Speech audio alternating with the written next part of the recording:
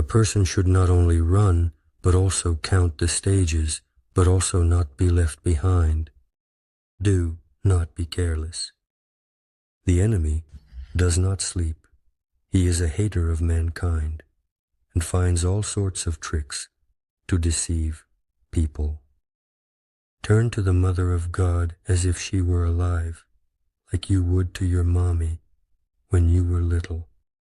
Tell her all your pain, watering her with your holy and pure tears, and you will draw constant comfort.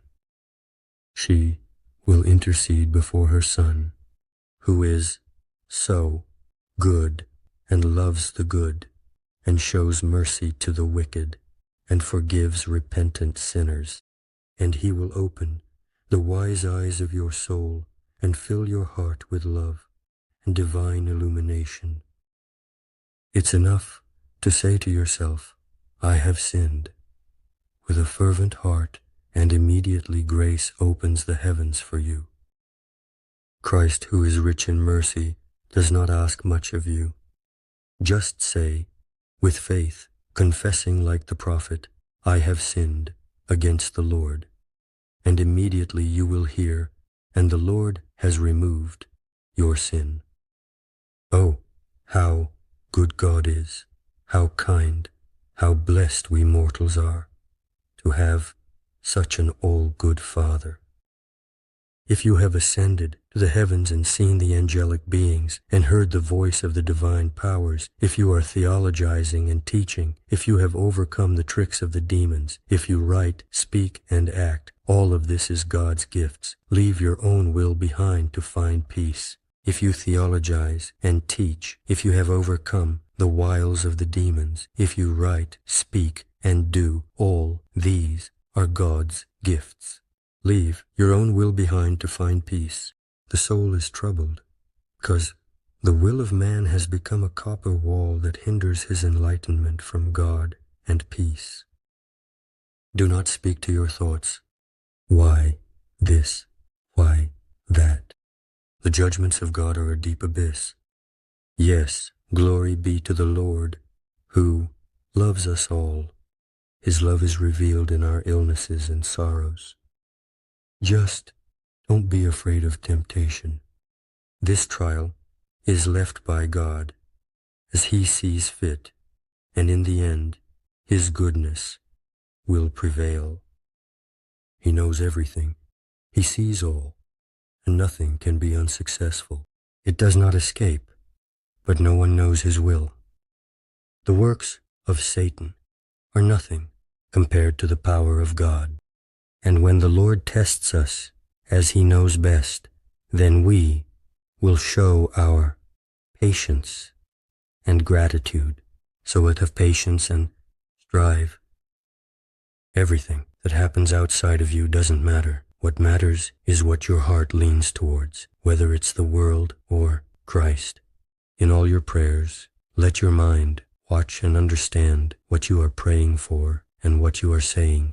Because if you don't understand what you're saying, how can you come to an agreement with God so that He may grant you what you are asking for? Because if you don't understand what you're saying, how can you come to an agreement with God to grant you what you are asking for? If you want the dirt of this world not to cling to you so that He may grant you what you are asking for. If you want the dirt of this world not to cling to you, walk through life as a wanderer, never straying from humility and purity of heart. Never try to seek righteousness, for then you will be wrong, but learn to endure courageous temptations. Walk through life as a wanderer, never straying from humility and purity of heart. Never try to seek righteousness, for then you will be wrong, but learn to endure courageous temptations. Whatever the Lord allows, without many justifications and silence, speak, bless, and if you have made a mistake, repent for your error. With the awareness of your soul, not for external praise, say that you have made a mistake and judge yourself from within. Do not seek comfort from people in your sorrows. Seek to be comforted by God. Righteousness is to bravely endure the temptations that come your way. in order to emerge victorious, whether you are guilty or not. But if you say, "But why?" and struggle with hardship, then you are not to blame by God, sending troubles for your passionate state. God punishes us so that we may come to apathy, and if you cannot endure this, then you are truly at war with God. The root of all evil is not birth. The humble one, even if he falls 1,000 times, gets back up again, and his fall is counted as a victory. But the proud one, upon falling, immediately falls into sin and despair, and becoming hardened, no longer wants to rise again. Despair is a deadly sin, and the devil rejoices in it more than anything else. And it starts to resemble idolatry. Back when you condemned the idols, you were stoned and betrayed to a cruel death. But now every passion takes the place of the idols, and if you expose and judge the passion, you see, everyone is defeated. They all scream, "Stone him, for he has insulted our gods." And before you move or think anything good or evil, the breath of the soul, like a breath of God, immediately informs God, "Stone him, for he has insulted our gods." And before you move or think anything good or evil, the breath of the soul, like a breath of God, immediately informs God. Be quick to realize what you are about to do, and only then will you make a movement of the soul or body. Turn your face away from the enemy. Be quick to realize what you are about to do, and only then will you make movement of the soul or body. Turn your face away from the enemy. Why do you allow the demon to commit adultery with your soul?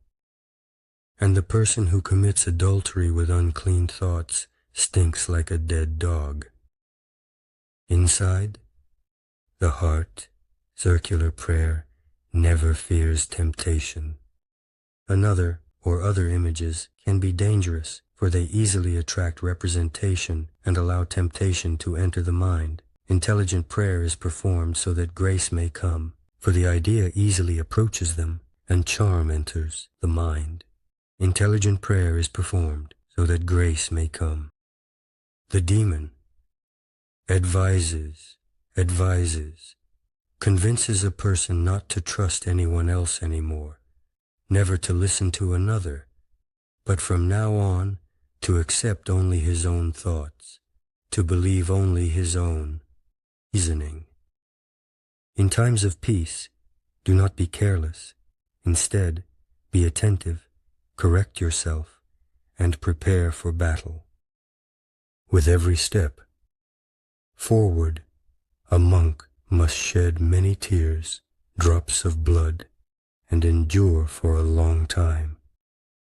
Patience is necessary. Do not lose heart, do not be faint-hearted, show patience.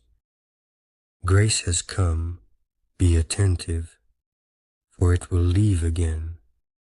If grace departs, you need courage, patience, and perfect obedience, and it will come again. Grace has come, but it did not stay, because it did not find you zealous. It has come now, but it will leave again, to cleanse you of your passions. This will continue until it becomes as the Lord wishes. His grace should find a place and a way to remain in you, urging you towards a feat. Don't be discouraged and don't waste your time. What do you have? A proud man, what wouldn't he get? And if you received it, why do you boast as if you had not received it? Recognize, humble soul, your benefactor, and be careful not to treat what is God's as your own achievement. Recognize, unfortunate one, your essence and realize your origin. Don't forget that you are a stranger here and everything around you is foreign. And if the sweet benefactor God has given you something, repay him with a pure conscience, giving back what is yours from what you have.